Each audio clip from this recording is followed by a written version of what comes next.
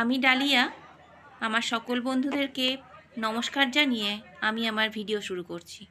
আমার ভিডিওর টাইটেল দেখে হয়তো বুঝতেই পেরেছেন আমি আজ কি রান্না করব বা কি রেসিপি দেখাবো। সেটা হলো গিমা শাকের পাতুরি। গিমা শাকের পাতুরি আমি আমার মার কাছ থেকেই শিখেছিলাম। তো গিমা শাকের অনেক রেসিপি আমরা খেয়ে থাকি, যেমন গিমা শাকের বড়া, গিমা শাক বেগুন দিয়ে বড়ি দিয়ে, বা গিমা শাক কালো জিরা দিয়ে ভাজা। তো আমি আজ করে দেখাবো সর্ষা পোস্ত দিয়ে কিভাবে পাতুরি করা যায় একদম সহজভাবে। তার জন্য লাগবে সর্ষা পোস্ত, দুরকম সর্ষা পোস্ত, লাগবে সর্ষার তেল।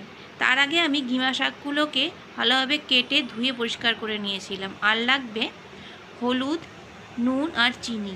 সম্পূর্ণ রান্নাটা হবে সর্ষার তেলে। সর্ষার তেল গরম করে তার মধ্যে আমি শাকগুলোকে ছেড়ে দিয়েছিলাম। তার মধ্যে দিয়ে দিয়েছিলাম পরিমাণ মতো নুন আর হলুদ দিয়ে আমি ঢাকা দিয়ে রেখেছিলাম। একটু যখন মজে গেছে তখন আমি সর্ষা পোস্ত নুন দিয়ে বেটে নিয়েছি।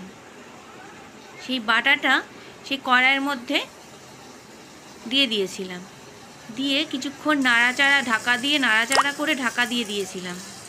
তারপর যখন একটু শুকিয়ে বা ভাজা ভাজা হয়ে এসছে তখন একটু জল দিয়ে দিয়েছি। জল দিয়ে আবার একটু ঢাকা দিয়ে রেখেছিলাম। ঢাকা দিয়ে দেওয়ার পরে তারপর যখন হয়ে এসছে তার আগে আমি একটু পরিমাণ মতো বা স্বাদ মতো একটু চিনি দিয়ে দিয়েছি। চিনি দিয়ে যখন একটু মাখো মাখো হয়ে এসছে তখন ওটাকে নামিয়ে নিয়েছি।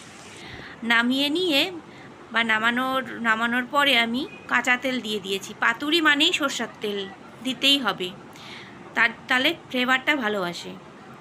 দিয়ে আমি গরম গরম ভাতে গরম গরম পরিবেশন করেছি। আপনারাও একবার করে দেখবেন এইভাবে পাতুরি, দেখবেন খুব ভালো লাগবে খেতে। যদি ভালো লাগে তো অবশ্যই লাইক, শেয়ার ও সাবস্ক্রাইব করবেন। ততক্ষণের জন্য টাটা।